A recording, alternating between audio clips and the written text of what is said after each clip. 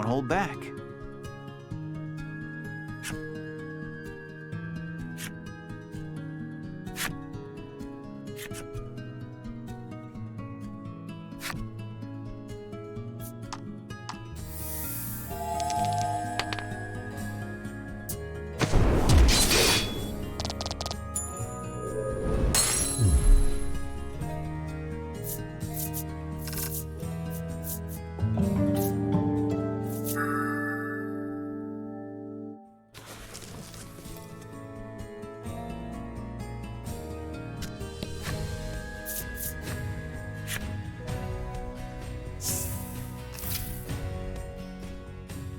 You re-enter the grotto and announce your return. On a normal day, Laddie would already have zipped over to greet you. But today, nothing.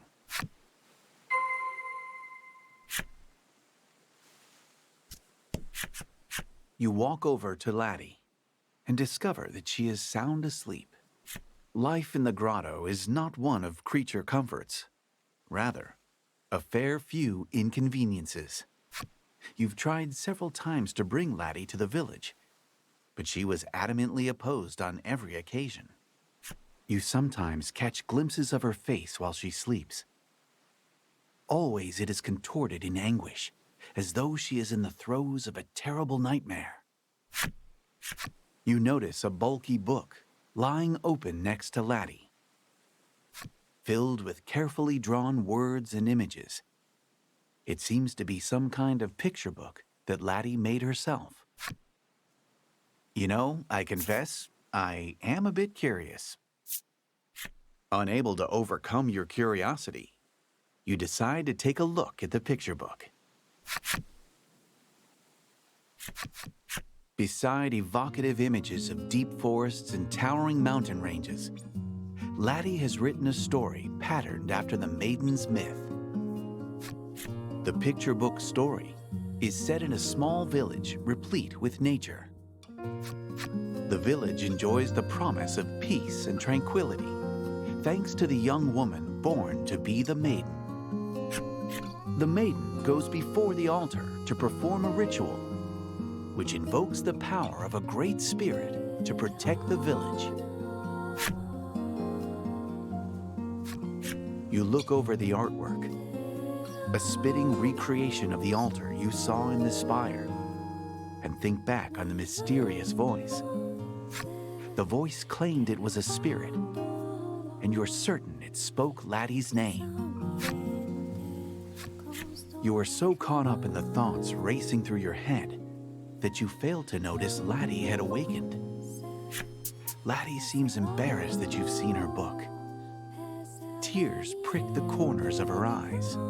If Laddie were indeed the Maiden, it would be no exaggeration to call her the very light of hope, a protective force that could save the island from its encroaching ruin. With faint expectation tightening your chest, you consider taking her to the altar in the spire.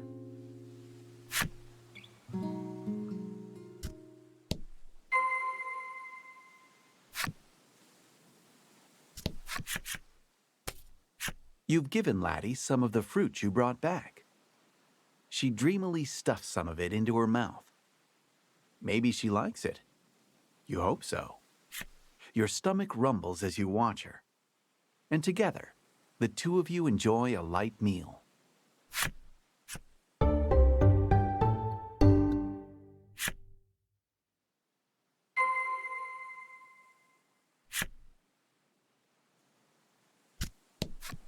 The ship you've constructed gently bobs in the waves. You run your hand along its hull in admiration, and then return to the litany of tasks still to be done.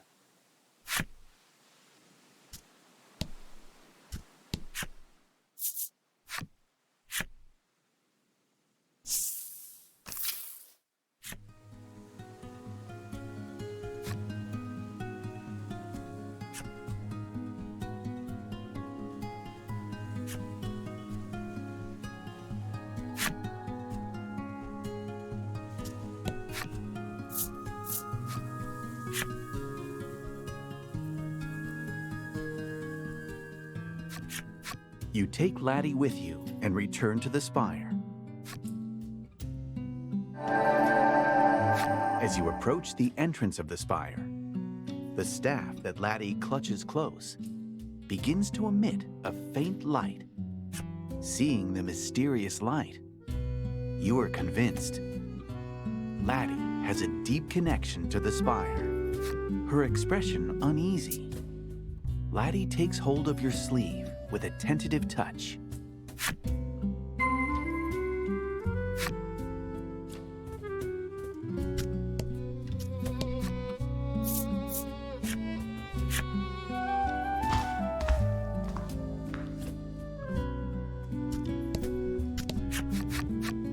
You stand before the altar once more, bathed in an air of mysticism. The light emitting from Laddie's staff intensifies, as if indicating its destination.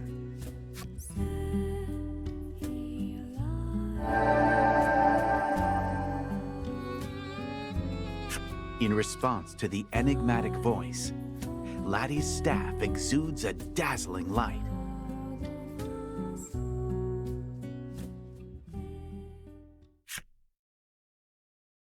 A spirit appears right before your eyes. Well, maybe it's a spirit? It's some kind of strange stuffed animal. The stuffed toy seems to be affecting a voice of considerable gravitas and choking itself in the process. This creature is called Black. Though you cannot be certain it speaks the truth, it claims to be a spirit. You approach, hoping to ask about the maiden, but with blinding speed, Black zooms behind Laddie, putting her between you as a shield. You're the one from before, Black says, quaking.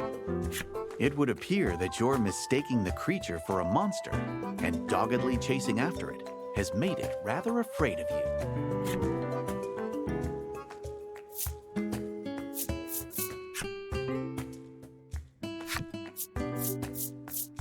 You hold out an offer of reconciliation, and Lack takes it and immediately starts munching away. Between bites, it says, "You've got some good taste there." You're not really sure if the make good worked out, but in any event, Lack looks willing to listen to you now. You ask about the maiden once more, and Lack begins to talk a lot. It seems to enjoy doing so. Just as the maiden's myth handed down amongst the denizens of the island suggests, it explains, Laddie was indeed born to be the maiden here. However, she was unable to take up her role. This has caused no small amount of distress over the island's inevitable destiny to sink beneath the raging waves. Lack concludes with a proposal. How's about you go and meet with the other maidens and fetch the maiden's relics? As you had hoped, Laddie appears to be the key to the island's salvation.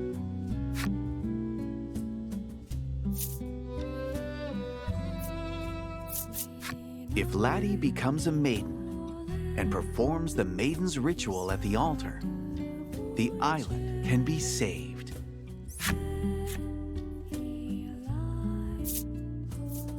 This island is not the only one home to a spirit. There are islands throughout this archipelago, and upon each dwells one of the 4 maidens who govern their own spirit.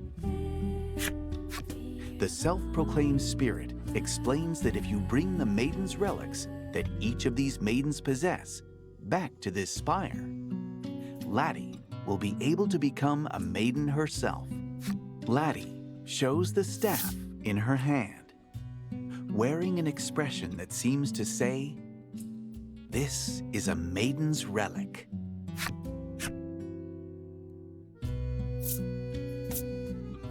You ask, should we kill the maidens and steal the relics? Laddie shakes her head rapidly, as if to insist that you definitely should not do that. As Lack explains, each maiden has an attendant, an escort, and protector. This would make it difficult to take the relics by brute force. The world-changing immensity of what you have just learned echoes in your mind. It takes you a little while to fully digest it, but it does just so happen you've been readying a seaworthy vessel for your own purposes. You accept Lack's proposal to help Laddie become a maiden.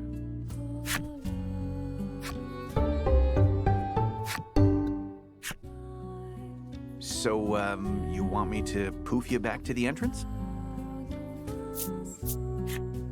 You decide to make for the spire's exit.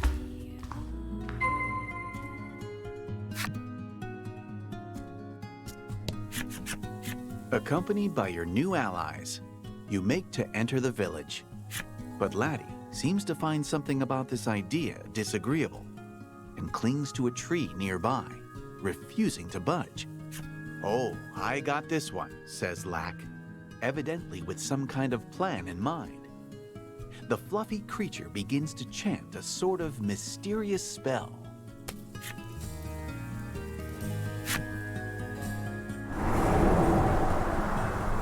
Suddenly, Laddie's face is transformed into that of an odd old man's. Laddie touches her transformed visage and then gives a thumbs up, perhaps as if to say, "Good job. You are a god." But Laddie looks sideways at you as she walks into the village, her identity now safely hidden.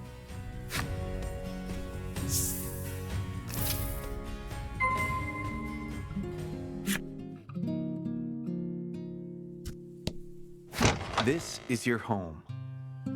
A desk pushed up near the wall is adorned with an unfurled map and a scattering of books. The navigation map is of your own design and depicts the various islands in this region of the sea. It contains information on the maidens of those nearby islands, culled meticulously from books and the tales of passing travelers. Before all of this, you had found yourself unable to merely sit and watch the village's decline, and so planned a voyage to seek aid from the maidens of the other islands. After popping into the back room, you emerge with a carefully polished ship's wheel and present it to your companions. It is the final piece of the ship you restored at the grotto. With it, you will finally be able to set sail on the voyage you have dreamed of for so long.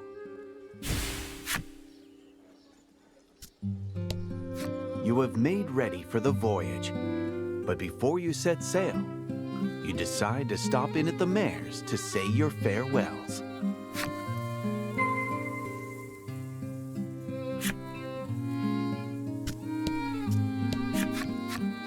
Greeth's eyes fall over the unfamiliar face behind you. And who do we have here?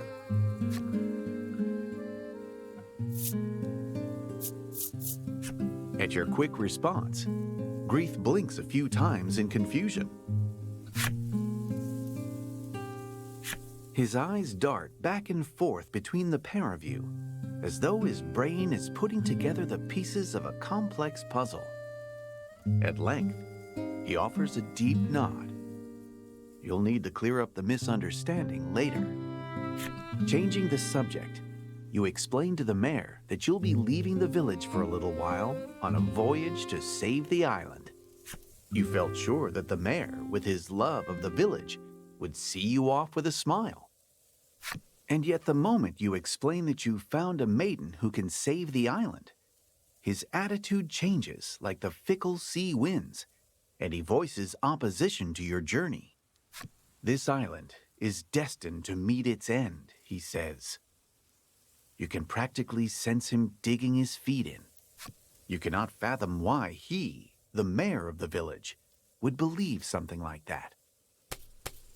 Though each of you hold the island in your hearts, you cannot reconcile the difference of opinion. Like lovers going their separate ways after an acrimonious spat, it looks as though you will be setting out on bad terms. you believe that your desire to save the island will prove to be the right perspective.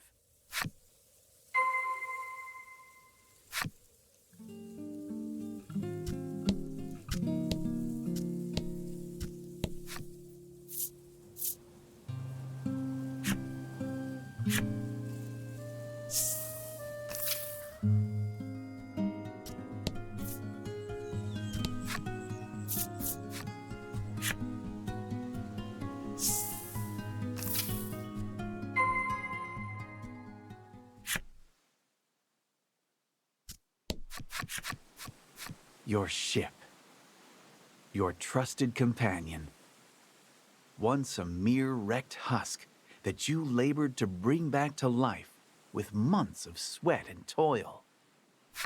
You climb up to the stern, and with every bit of care you can muster, you attach the wheel. The final stroke upon the canvas. At last, your ship is finished. The vessel's design is patterned after a great whale. There are a number of mismatched parts, but that particular quirk only makes you love it all the more. As you look over your handiwork, you realize that your companion on this upcoming journey will need a name. What would a fitting name be, you ponder?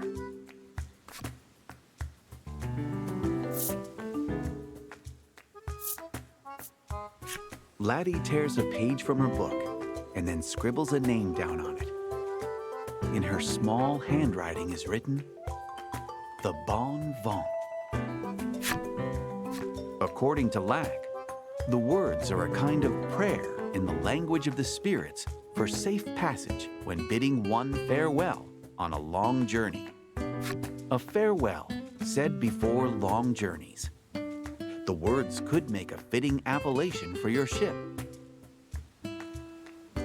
You're unsure of just how much you ought to trust Lack, or his skill with words, but nonetheless, decide to go with Laddie's suggestion. Together, you load up the Bon Vent with the necessary provisions. Preparations for your departure are now finished. You throw your hands upon the ship's wheel and shout, "Weigh anchor!" with gusto. Your voyage has begun.